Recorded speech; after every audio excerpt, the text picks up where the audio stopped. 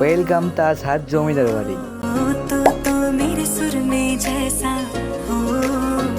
উত্তরবঙ্গের অসাধারণ দর্শনীয় স্থান, ঐতিহ্যের সাক্ষী তাজহাট জমিদার বাড়ি, যা রংপুর শহরের অন্যতম ঐতিহাসিক স্থাপনা। দূর থেকে এর বিশাল সুদৃশ্য সিঁড়ি এবং রাজকীয় স্থাপত্য যে কারো নজর কেড়ে নেয়। ধারণা করা হয় 20 শতাব্দীর শুরুতে জমিদার মহারাজ কুমার গোপাল লাল রায় এই প্রাসাদটি নির্মাণ করেন। তাজহাট নামটি এসেছে একটি মূল্যবান তাজ বা মুকুট থেকে, যা একসময় এই পরিবারের গর্ব ছিল।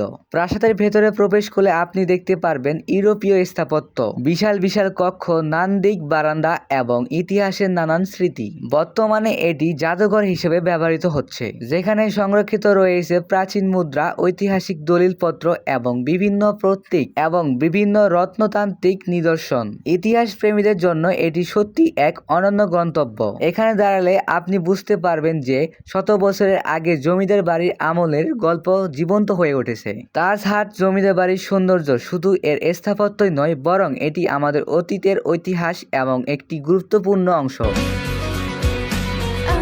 এবার চলুন যাই রংপুর বিভাগের আরেকটি আকর্ষণীয় স্থান, তিস্তা রেল সেতু। তিস্তা নদীর বুকে দাঁড়িয়ে থাকা এই রেল সেতুটি উত্তরবঙ্গের যোগাযোগ ব্যবস্থার একটি গুরুত্বপূর্ণ অংশ।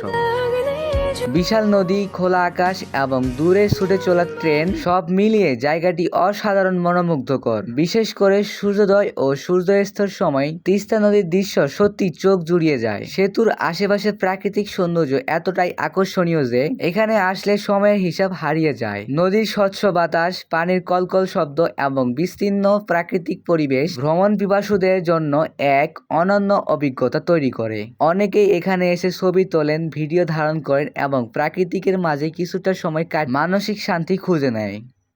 তিস্তা রেল সেতু শুধু একটি যোগাযোগ মাধ্যম নয়, বরং এটি উত্তরবঙ্গের মানুষের জীবনযাত্রা ও অর্থনীতির সাথে গভীরভাবে জড়িত। প্রত্যেক দিন অসংখ্য ট্রেন এই সেতু হয়ে পারাপার হয়। সবশেষে বলা যায়, তাজহাট জমিদার বাড়ি আমাদের ইতিহাস ও ঐতিহ্যের গল্প শোনায়, আর তিস্তা রেল সেতু দেখায় আধুনিক প্রকৌশল ও প্রাকৃতিক অপরূপ মিলন। উত্তরবঙ্গের ভ্রমণে এ দুটি স্থান অবশ্যই আপনাদের ভ্রমণ তালিকায় রাখা উচিত।